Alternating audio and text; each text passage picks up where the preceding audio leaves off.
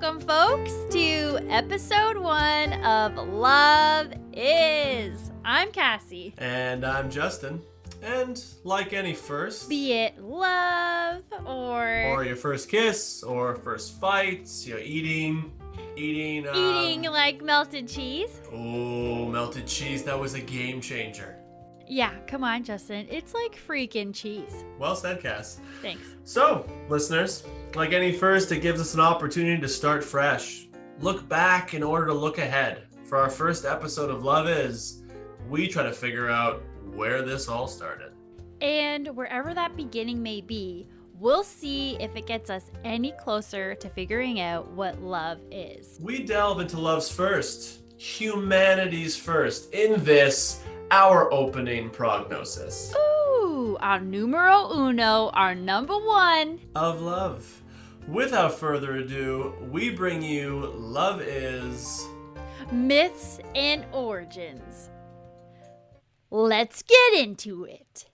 We're wondering what love is. Can you let us know? Oh, we're wondering what love is. Can you let us know? Oh. Hey, listeners. Justin here. And Cassie here. And we are Love Is. What's love is, you ask? Well, Cass? Are you in love, looking for love, done with love, don't even know what the hell it is? Same.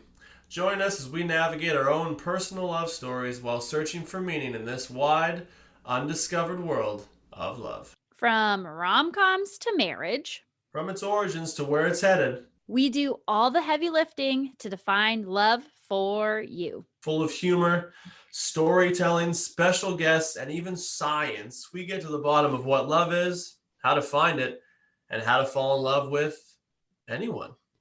Well, Justin, that sounds like a tall order.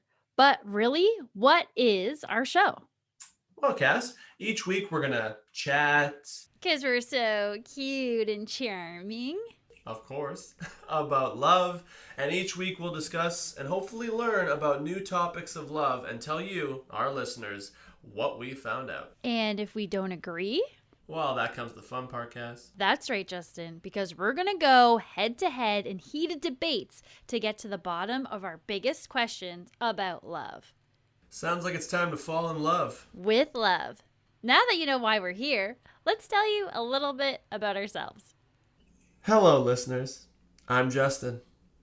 My first loves are obviously my mom, the Toronto Maple Leafs, and once my boy hormones became apparent, it was anyone who was nice to me. Only half kidding. I want to talk about love because the movies I grew up with gave me an effed up idea of what it is, and I have questions. Questions I think we all have. Outside of this podcast, I'm an actor, an improviser. I also bartend, write scripts, clown around, and cause general chaos. And I love a good frisbee. In life and in love, I try to emulate the noble golden retriever. And when it comes to love, I can be a little, pessimistic. So I won't be tricked by love's many imitators. I take this feelings crap pretty seriously. Cass? Hey all, I'm Cassie, and I've always been so fascinated with love. What is true love? Does it really exist? And can I find it? Growing up, I didn't have many loves. My first crush was Daniel Radcliffe, and I quote, "He made my heart leap," a sentence pulled straight from my high school diary. My second love was a fictional character from the blockbuster hit Lord of the Rings, The Fellowship of the Ring. Yeah, you guessed it, Legolas. They're taking the hobbits to Isengard! Those long locks, piercing eyes, and pointed ears, who wouldn't have fallen for that elven charm? Am I right? Over the years, I've been in love and fallen out of love, but I'm still searching for the one. Or hey, maybe I've already found them.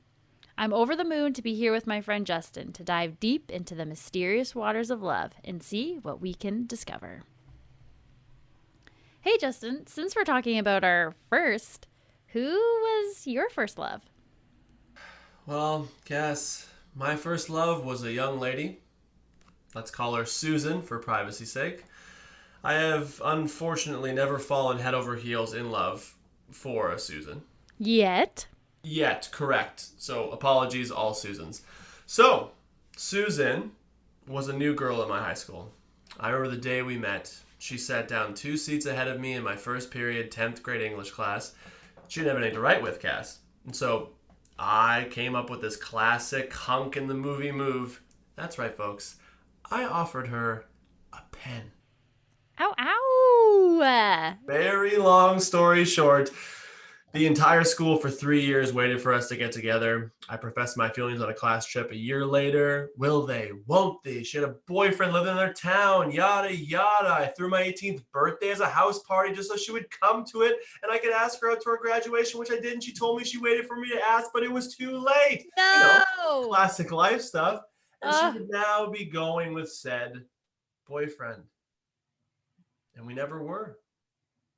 I think she's married with babies now, but I'm not even 100% sure about that. So, how about you, Cass? Justin, that is like a real life rom-com. I didn't even realize. It's just my life. I wonder if it was the color of the pen that steered you wrong. You think blue was a bad choice? Yeah. Dude, classic black, you know? Classic black. I bet that Fancy. loser who she was dating Yeah. exclusively used black pens. Okay, well, I mean, for my first love, Justin, I'm going to take you all the way back to grade 1. My first crush was Scott. He was a cool guy with dark features, a buzz cut, and a great smile. Honestly, I should show you our grade 1 first communion group photo. Babe. He was the real deal. The best part about Scott, though, was we never talked. Not even once. We weren't even in the same class. But it was a joint love between me and my best friend, Katie. We both talked about how cute he was, and we imagined the types of things he liked to do, like playing soccer and hanging out with his friends. Katie and I had a tree that was in her front yard that we called the Scott tree. And we were convinced that our love for him kept that tree alive. We would climb up the Scott tree and continue to talk about how cute he was. At one point, with masking tape, we spelt out all of our initials and put them on the tree. Needless to say, they didn't last long, but we were kids, and hey, we weren't allowed to play with knives, so we had to be creative. Scott moved after grade 1, and I've never seen him since. I don't even know how to spell his last name, so I couldn't even search for him now. But Scott was my first spark, the one who opened the door to it all. Wow, Cass. That sounds formative. Yeah. I mean, you know what? I think it's so funny because it's like one of those things when you're like, oh, I think I should like somebody and everybody else likes somebody. This guy's kind of cute, so hey, why not? Yeah, I have not outgrown that phase of development. Yeah. But from what I hear, Cass, it sounds like you may have got off scot-free. Whoa. Okay. You know, just having the tree alone, I think was the best part about that relationship. Yeah, I mean, what I really read from your story is that you had just a beautiful thing to share with a friend. Yeah, and I think that's my favorite part too. I was talking to her about it the other day, and then she was like, I was like, who liked him first? And then she was like, I don't even know. She's like, I think I liked him because you liked him. And then I was thinking, I liked him because you liked him. So I think it was just a real good bonding friendship moment. Yeah, that's beautiful. I mean, if any relationship could be founded in something, it should be friendship. That's right. I just want to say how brave you are to even offer a girl a pen in high school. I think what makes it extra heartbreaking for the movie narrative of my life is the fact that I was not this guy. I was not this Mr. Smooth. Yeah. But there I was going, she has a need. I can meet it. And that's your in. You're not going to walk up to her in the hallway and go, hey, new girl, sup? I'm Justin. I haven't hit my growth spurt yet. I have no friends, and I'm really into Magic the Gathering. Dude, you sound like a cool guy. Well, it's because my voice is deep now. When I was a kid, Yeah. it was squeaky. I sounded closer to one of the boys from Freaks and Geeks than I do myself now. Yeah, fair enough. Well, dang, Cassie, I really don't know what else I can say about your love story other than the fact that it just makes me. I feel like yours is so more full of hope than mine is, or maybe I'm just reading darkness into my own story.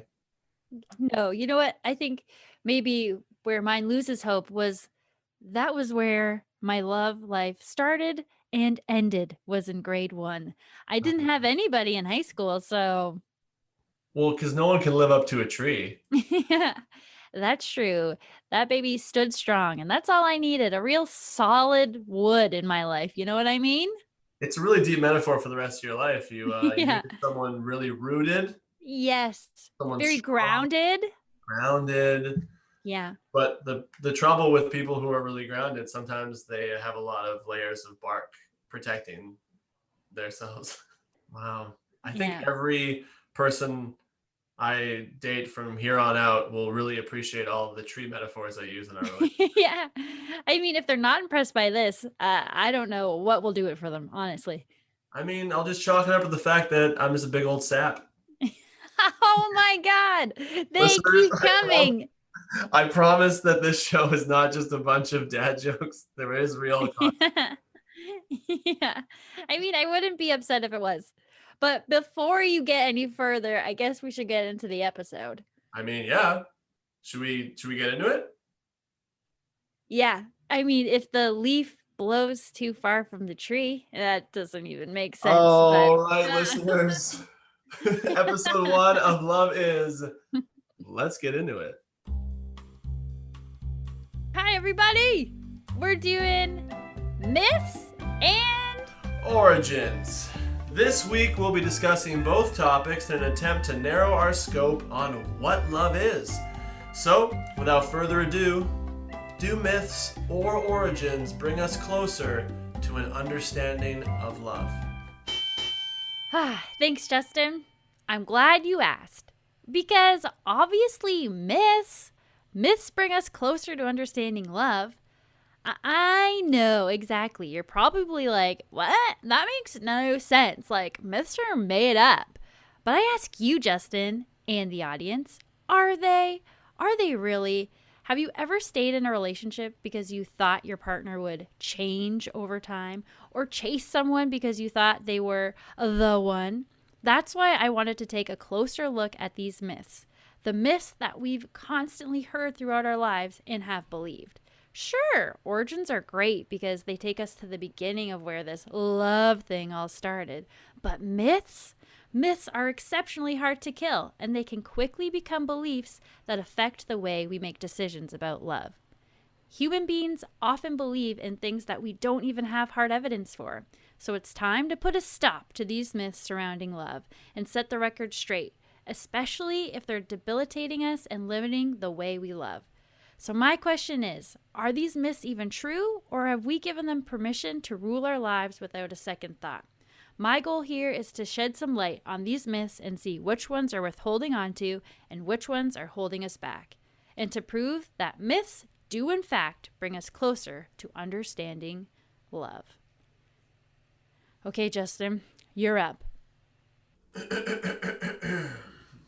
Ladies and gentlemen of Love Court, I come to you today to argue the importance of love's origins.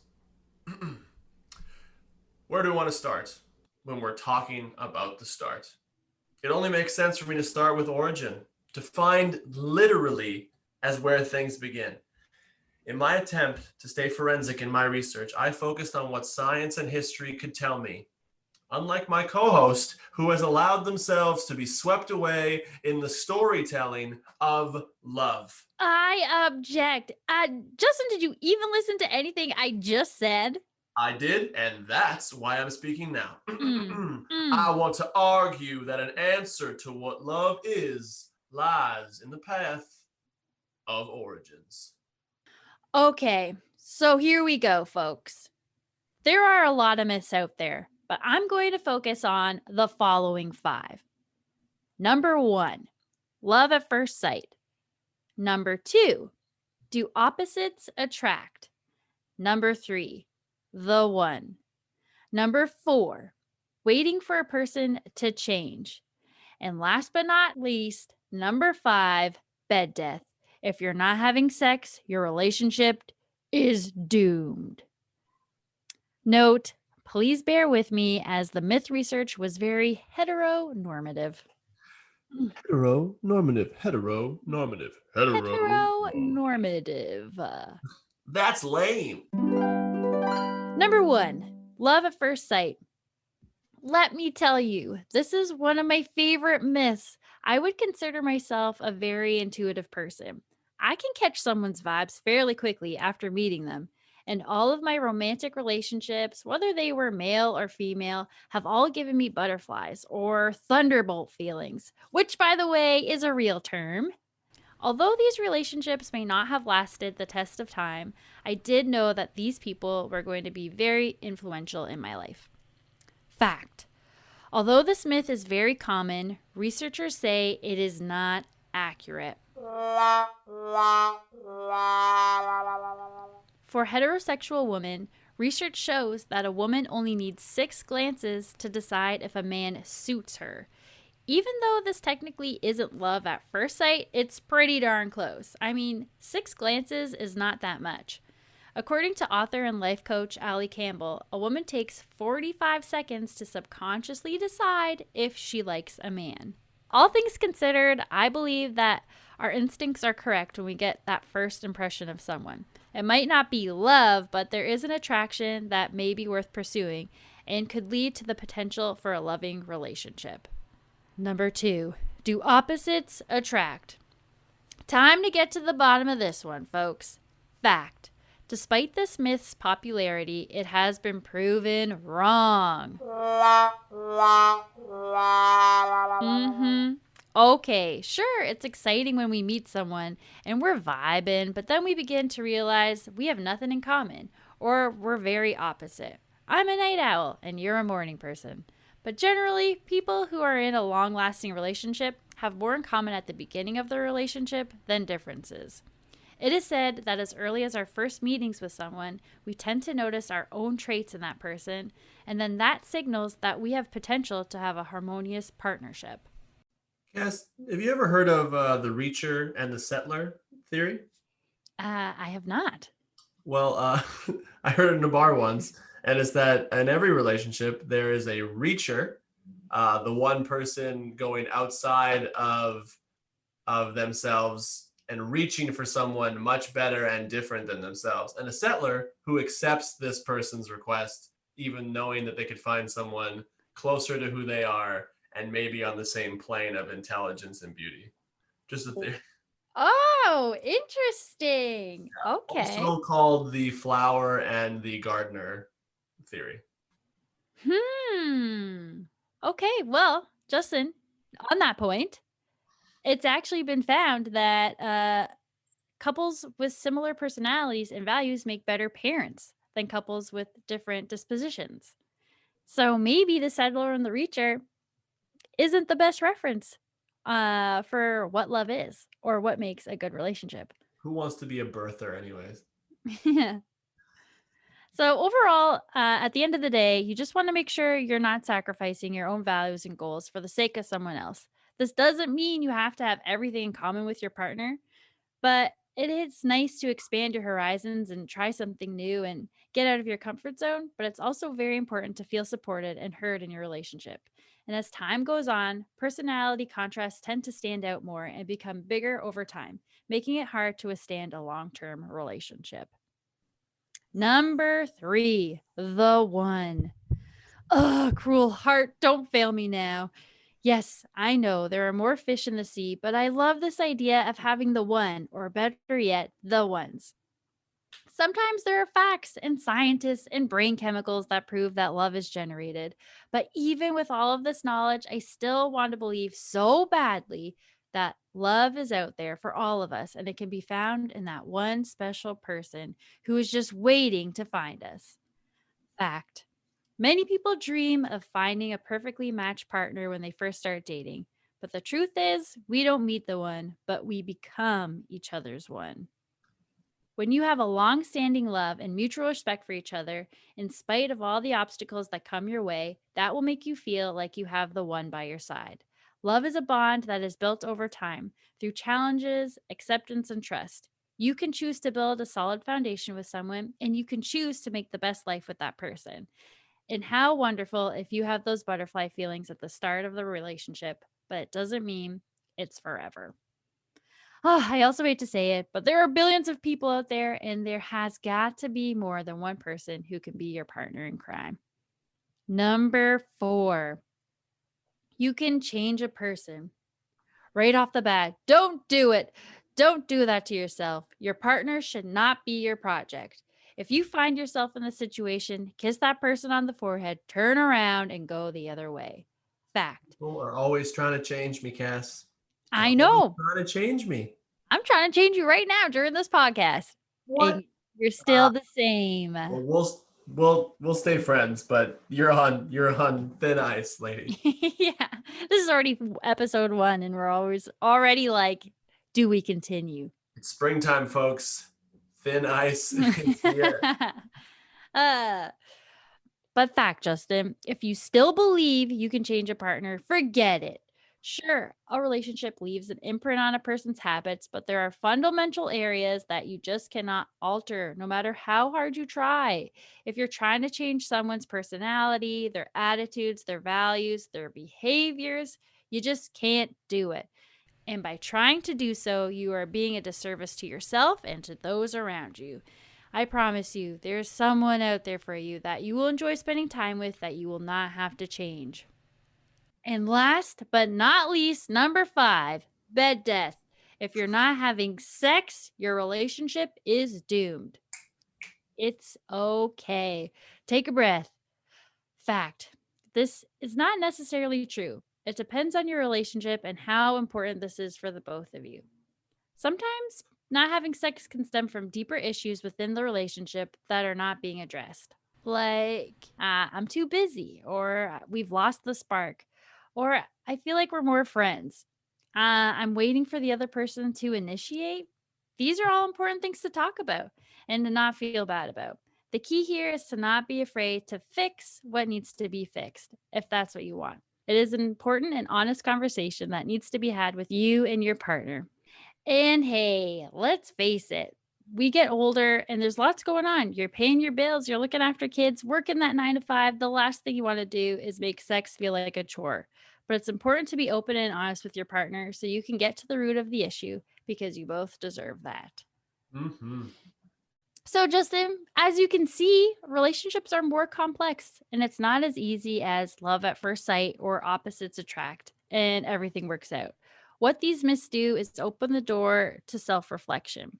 They allow us to face our relationships head on, and they give us the opportunity to ask the tough questions like, is this relationship really for me? Am I truly being fulfilled? Or am I staying in this relationship because my partner will eventually change? Or they're the one, so I'll have to stay because there are no other options.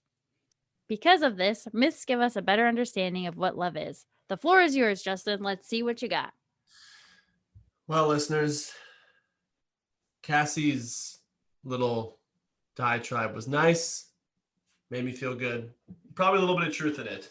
However, if you wanted to know about the internet, for instance, you might start with the first military advancements in technology, what we meant to use the internet for at first, and how that developed through companies like IBM, Microsoft, how we got to now with industries like social media, Facebook, Instagram, or our reliance on the World Wide Web, Amazon deliveries, GPS, heck, how you get to work each day.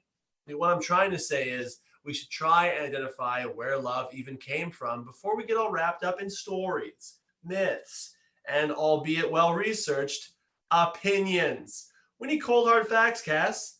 I will argue for origins. I will begin my debate discussing the chemicals and science of the brain. The hypothalamus, or the pea-sized portion of the midbrain that links the nervous system to the endocrine system, is responsible for certain regulation of the metabolic processes, stimulating the production of the sex hormones, testosterone, and estrogen from the testes and ovaries. I know, complicated stuff, but to simplify, for our purposes, We can sum its creation of this feeling, love, into three categories: lust, attraction, attachment. The first two I am all too familiar with. Lust. What we do know is that much of love can be explained by chemistry. So if there's really a formula for love, what is it? And what does it mean? Lust is driven by the desire for sexual gratification. The evolutionary basis for this stems from our need to reproduce, a need shared among all living things. All living things not named Justin Otto. However, as long as we've been having sex, we've thought about love. Attraction. It involves the brain pathways that control reward behavior, which partly explains why the first few weeks or months of a relationship can be so exhilarating and even all-consuming. We've all seen those couples on park benches looking like two dogs eating spaghetti. As humans, we have tricked ourselves into thinking that we fall in love naturally, but no, Cass, it's because we're just misconstruing big red hearts for wanting to make babies. I don't believe it, man. I don't believe it. I don't know. There's a baby maker in there, and you can't deny it. True. True. Gotcha. High levels of dopamine are released during attraction. That's fun. These chemicals make us giddy, energetic, and even euphoric, leading to decreased appetite and insomnia, which means you can actually be so in love that you can't eat and you can't sleep. Brain scans of people in love have actually shown that the primary reward centers of the brain fire like crazy when people are shown a photo of someone they are intensely attracted to, or any photo of Orlando Bloom. That's right. Every night before bed. For every single person in the world. I don't care if you're gay, straight, asexual, whatever you're into, Orlando Bloom is in your wallet. That's right. However, this compared to not Orlando Blooms or people you're not attracted to, they feel neutral. Let's think of it as like a high school acquaintance, like Jim or Deborah, who you haven't seen in years. Or Finally, Scott. Scott sounds kind of like a 6. Mm-hmm. Not to rate people completely on a hot or not scale, but Yeah. He's a soft 6. Finally, attraction seems to lead to a reduction in serotonin, a hormone that's known to be involved in appetite and mood. Interestingly, people who suffer from obsessive compulsive disorder also have low levels of serotonin. Starting to see some connections, folks. And finally, attachment. This is the predominant factor in long-term relationships. While lust and attraction are pretty much exclusive to romantic entanglements, attachment mediates friendships, parent-infant bonding, and many other intimacies. The two primary hormones here appear to be OxyContin and vasopressin, which, if you've ever been in the hospital for major surgery, you and OxyContin are best friends. OxyContin is often nicknamed the cuddle hormone for this reason. Like dopamine, OxyContin is produced by the hypothalamus and released in super large quantities during sex, breastfeeding, and childbirth. All of these events are precursors to bonding, and it also makes it pretty clear why having separate areas for attachment, lust, and attraction is important. We are attached to our immediate family, but those other emotions don't really have any business there. And let's just say people who've muddled this up don't have the best track record. Looking at you, royal family. Whoa. In the end, it's all hormones.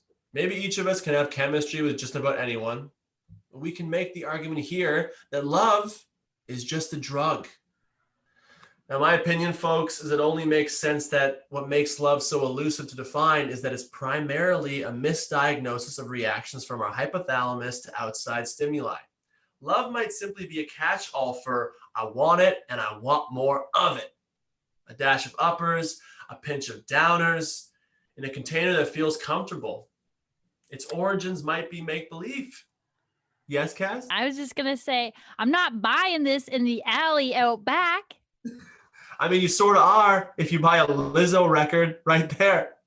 Whoa. I love Lizzo, and she is loved for me. We all love Lizzo. Yeah, fair enough. She's a cultural icon. Unlike her fresh beats, I'm going to talk about something very old. The Jurassic period. Mammals and the historical start of love. So, fossils tell us that love evolved from hundreds of millions of years ago, helping our mammalian ancestors survive in the time of dinosaurs. Now, evidence of parent-offspring bonding appears around 200 million years ago, in the earliest Jurassic periods. The fossils of a Jurassic proto-mammal from Arizona preserve a mother who died protecting her 38 tiny babies. Now, for this behavior to exist, the instincts of both mother and offspring first had to evolve. Love seems to come from a part of the brain that we developed over thousands of years ago. Now, Cass, I'm just wondering, have you ever heard of a chimpanzee? Yeah, I've heard of it. You're familiar? Well, chimps, being our closest living biological relative, show potential origins for what we consider love in two ways. The mother-child theory of building love in the frontal cortex as the standard theory. And number two, the infantasia theory. This one's a little dark. It encourages that one kills its own or another's dependent young. Think of it as the male chimp killing its child in order to get the female's attention again. It's like, get out of here, baby. I want that lady. That sounds drastic. I mean, a nice conversation could also work. Cass, we're talking about thousands of years of lust, attachment, and attraction. These chimps don't have time for conversation. However, we are human beings, and consent before killing one's young is always appreciated. So, if we go back to the beginning of our species, love is something that evolved with us from the beginning. So, we can make the assumption that love is a learned trait and not inherent. I found that of sample size of 166 cultures, anthropologists found that 88% had evidence. Cold, hard evidence of romantic love. A little fun fact, MRIs reveal that the areas of the brain responsible for love are fairly recent in our evolutionary chain. They just were built. All right, folks, that's a lot of verbiage on dinosaurs, but let me just tell you, we have evidence of dinosaur bones, and I think this shows that love might be something that mothers have always felt for their offspring. And I say this as a man. Maybe we men have just been getting in the way. Thank God somebody said it. Am I right, ladies, huh? You heard it here, folks. The ultimate feminist, a man on a podcast. I lean a little bit away from science for my debate in terms of, from the next section, arguments for why we fucking made it up. So, folks, as humans, we tend to take scientifically proven reactions to physical and mental stimuli, repackage it, and call it love. Like my co-host Cassie here. Hey, watch it. I'm watching. We desperately want love to have a root somewhere. We want it to explain everything. Most importantly, we want it to be real, myself included. However, all I can find is a lot of evolutionary cases for mothers becoming attached to their young. My mom shows love. I don't know if I got it. So, as we as a species grow bigger, brains, and thus need to care for each other, we need to do that longer. If this gets mixed up with ego of males and humanity's need to create reason for everything, and the result is, well, let's just call it love. Love is not of the heart. Love is all about the brain. Now look, folks, the lack of research on love, unlike other sciences, means that we have to make some kind of educated guesses. But it is clear that something has developed in animals and humans alike that we deem love. And it's not just the stories and the Greek tales we've come to tell. Love is in the fabric of our DNA. It begins in mothers and it extends to their offspring. Look, science is pretty clear that love began a long time ago. But more and more I think we're putting a square rung in a round hole. These origins identify where the feelings developed, but is that love? Or did we just make it up?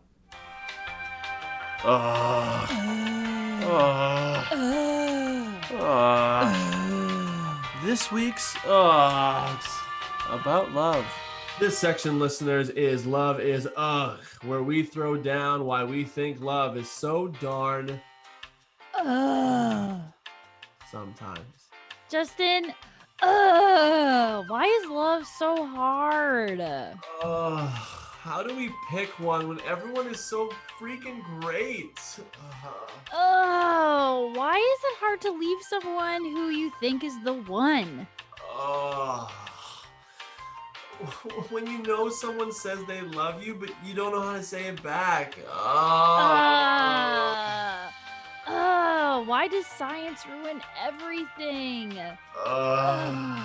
When folks in rom-coms have all this time to find a partner, it's like I'm busy working and sleeping. The timing of it all. We return to your scheduled programming. Love is closing arguments. Okay, everyone. So, you've heard both of our points. But regardless, if love is based off attraction, hormones, or evolution, the important thing is how much we all want love. Justin said it himself, and how dedicated we are to finding love. We have a deep wanting to connect with people or that special someone. If we can't determine if love is from the brain or from the heart, we can all agree that we are still going to go after it. That's why it's so important to debunk these myths that surround how we view love. Because we get to choose how love looks for us, how we want it to be in our lives, and how we show up for love in our own lives. And although myths aren't facts, they're based on stories.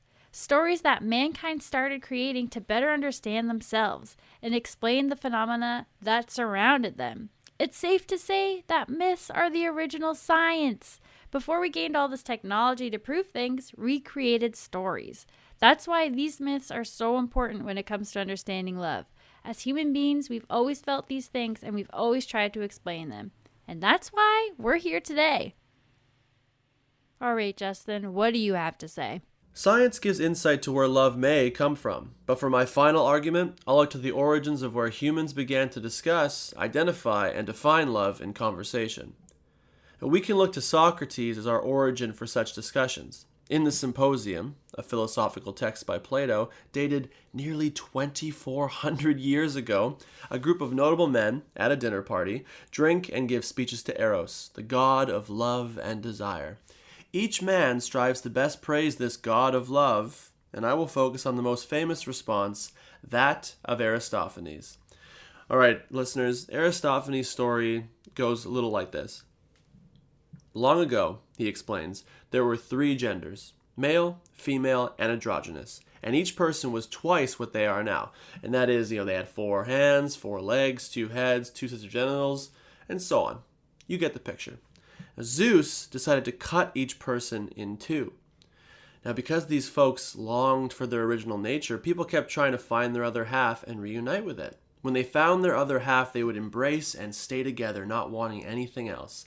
Now, eventually, people started dying of hunger or general inactivity. So Zeus took pity on them and moved their genitals around so they could be facing forward. And in this way, when they embraced, they could have sexual intercourse. And those who were formerly androgynous could reproduce, and even 2 men who came together could at least have sexual satisfaction and then move on to other things. This is the origin of our instinctive desire for other human beings. Look, love is the name that we give to our desire for wholeness, to be restored to our original nature. Aristophanes urges the others not to take his speech as a simple comedy or a joke. Given that we are all separate, love does what it can for us, given the circumstances. He guides us towards those who are close in nature to us and who best fit our character. And perhaps if we continue to show reverence to the gods, he may one day restore us to our formerly whole selves. It's a nice sentiment from Aristophanes. So listeners, this proves to me that love is rooted in our understanding of its origins, and that origin is one of either biology, older than our species, defending our young, chemicals and drug-like responses, or of discussing love as something mankind has been in search of since our beginning. Or maybe we made it up. In closing, the origin of love is the search for our other half. I yield my time. And the winner is A draw. a draw? A draw? What? Wait, what? That means we're arguing against science. And that means we're arguing against who we are. Look, Cass, this isn't me conceding, but okay, what I really think about this debate, it's not like I feel, I don't know, 100% confident in my research. Oh? Okay, I see your eyes getting all big. Take the Big Bang, for instance. Like, scientifically, we know something like a Big Bang happened, but we can never be 100% sure. So we, I guess, need Cass's myths in order to make sense of it. Look, maybe we need stories and science to make some sense of what we call love. One without the other, and I guess we're still just guessing. What do you think, Cass? I couldn't contain my excitement, Justin. You are so right. I mean, I think even before we had science and we had all of this understanding of the brain, we had people like Aristophanes who was also creating stories, which sounds like a myth to me, about us being divided, always looking for our other half, or this idea of being whole. So, I mean, overall, I think that it is a draw, and I'm okay with that. Yeah, I mean, I got a little riled up to start because I really just wanted it to be A plus B equals C. But, you know, as an artist, we understand that over time, with every great scientific marvel, there's been storytelling and the imagination of someone like Einstein. I don't think he just sat around imagining numbers. He probably listened to music and pictured things. And so, as much as I, don't always trust these things, I gotta concede that one without the other just feels wrong. Yeah. Okay, Justin. Well, it looks like we have to do some more digging. Yeah, first episode and a tie. Well, at least we have somewhere to go. Yeah. All right, listeners, there you have it. A draw. I learned a lot. I learned a lot about Cass, but I'm just not sure we've landed on what love truly is. I don't know about you, Cass. Yeah. I still feel a bit unsure myself. So until next time. We will be... The lightning round. The lightning round. The lightning round has no rules! Oh! Boo, boo, boo. Welcome to this episode's lightning round. The lightning round. Justin, are you ready? Yes, I'll ever be. Okay, here we go. Number 1. If it's true love, you will always be happy. Well, no, because if it's true love, there's going to be ups and downs. Good point. Number 2. Love is sacrifice. Yes, because there's so much other stuff out there you could be doing, but you choose to be. I think the choose and the sacrifice is the love. Whoa, okay. I don't know. I feel like it's a big thing. You could just be alone for the rest of your life. You sacrifice. But is your own loneliness worth sacrificing if you're happy being alone? I would argue that if the life you want is you alone, but this person comes into it, you're in a way sacrificing that for something. You can sacrifice for something better, right? Does that make sense? You can, but then is that sacrificing? Now we're getting into the dictionary. Yeah. Yeah. Number 3. It's okay to have time apart. Oh, yeah. I mean, I'm just going to speak from my side. No one wants to hang out with me forever, and I love sitting alone in a chair, so. Number 4. It's possible to love, but not to be in love. What does that mean? I think that's like the difference between like hopefully you love your mom, but you're not in love with your mom. I think it's the involvement of romantic feelings. That's how I would think of it. It's like, I love cheese. I love my mom. I love sunrises. But I'm in love with jokes. And I'm in love with her. Number 5. When you know, you know. I don't know. That was your lightning round. Woo, I'm sweating. Boom. All right, Cass. We heard a little bit of the thunder. Are you ready for the lightning? Woo! Hit me. The theme is beginnings. Number 1. Where do scientists believe is where love takes shape in the brain? Your hypothalamus gland. Close enough. Number 2. What is the first animal we can find example of love in? The dinosaur. Boom. Number 3.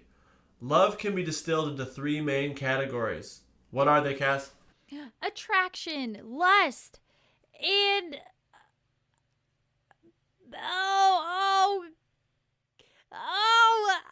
the clapping, intertwining, intimacy, becoming one. When you're stuck together, you're pulling at each other. You're attached. Attached. 2 out of 3, I'll give you the point. Thank you. Number 4. What hormones drive lust? Oxycontin, dopamine, estrogen, and testicles. Boom. Yes. Number 5. What drug lights up the same part of the brain as love? Cocaine, the booger sugar. How'd you know? Yeah. That is Cass's lightning round. Justin, I think it's safe to say myths and origins have left us with more questions than answers. Wait. I guess that means we'll be doing more episodes after all. I thought we'd figure out love in one afternoon. Like, I really did. Yeah, I mean, me too. But it looks like we'll just have to keep chipping away at the big old love block to figure out what love is. Justin, do you love comedies? Funny, witty answer. Do you love romance? Say anything. Anything? Like, do you like romance? Oh, Cass, Say Anything, the movie. Oh, okay. Well, you're in luck because we're going to continue this journey towards the stories we tell each other. That means media. That's right. Music, movies, advertisements. We're going to cover it all in next week's episode. Yes! Tune in to episode 2 where we discuss the top 5 movies from our adolescent and prepubescent years that shaped the way we view love and why that might be important and how that influenced our own decisions about love. Because it just might get us closer, possibly, to what love is. And before we say goodbye, we're going to leave you all with a little taste of love. So, listeners, this is our signature sign-off.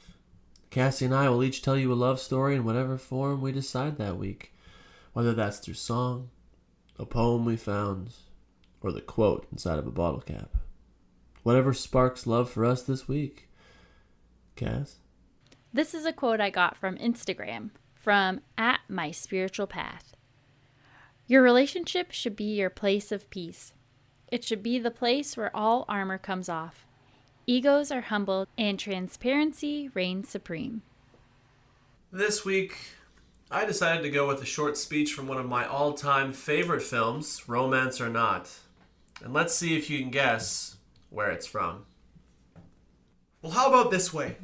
I love that you get cold when it's 71 degrees out. I love that it takes you an hour and a half to order a sandwich. I love that you get a little crinkle above your nose when you're looking at me like I'm nuts. And I love that I spend a day with you. I can still smell your perfume on my clothes. And I love that you are the last person I want to talk to before I sleep at night.